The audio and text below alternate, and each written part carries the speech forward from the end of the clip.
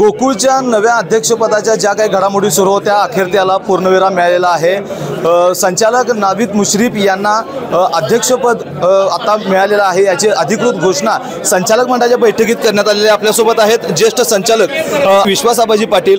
आबाजी काय सांगाल, आज अनेक घडामोडी या दिवसामध्ये घडलेल्या होत्या, मात्र आता नावीद मुश्रीफ यांच्या नावावर शिक्कामोर्तब करण्यात अधिकृत घोषणा देखील करण्यात आलेली आहे। होय, अधिकृत घोषणा आज झालेली आहे। घडामोडी हे काय सगळ्यांच्या हे चाललेलं असते। चेअरमननी पहिला राजीनामा दिला की मग कोण व्हायचं ह्या घडामोडी नेहमीच होत असतात आणि मग ते एकाचं नाव, दुसऱ्याचं नाव, माझं नाव, शशीपण्णाचं नाव, बाबासाहेब चौल्याचं नाव, किसन चौल्याचं नाव, असं सगळ्यांची नावं येत असतात आणि मग ते नेतेमंडळी बसून फायनल करतात। Doctor D Y. Patil polytechnic Kasba Bawada Kolhapur शासनाच्या सर्व प्रकारच्या स्कॉलरशिप्स उपलब्ध।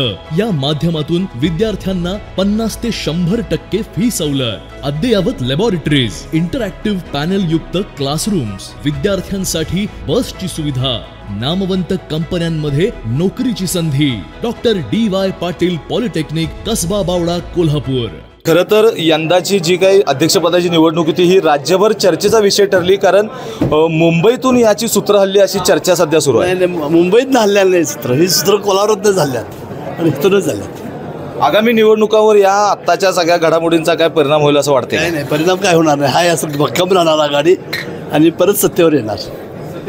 तर मुंबईतून कोणतीही सूत्र हल्लेली नाही, जी सूत्र हलायची ती कोल्हापूरमधून हल्लेली आहेत आणि आगामी निवडणुकांवर देखील कोणताही परिणाम होणार नाही आणि पुन्हा ही आघाडी सत्तेवर येईल असा विश्वास आबाजी पाटील यांनी आपल्यासमोर व्यक्त केलेला आहे। अशाच नवनवीन अपडेट पाहण्यासाठी आमच्या KK न्यूज चॅनेलला सबस्क्राईब करा।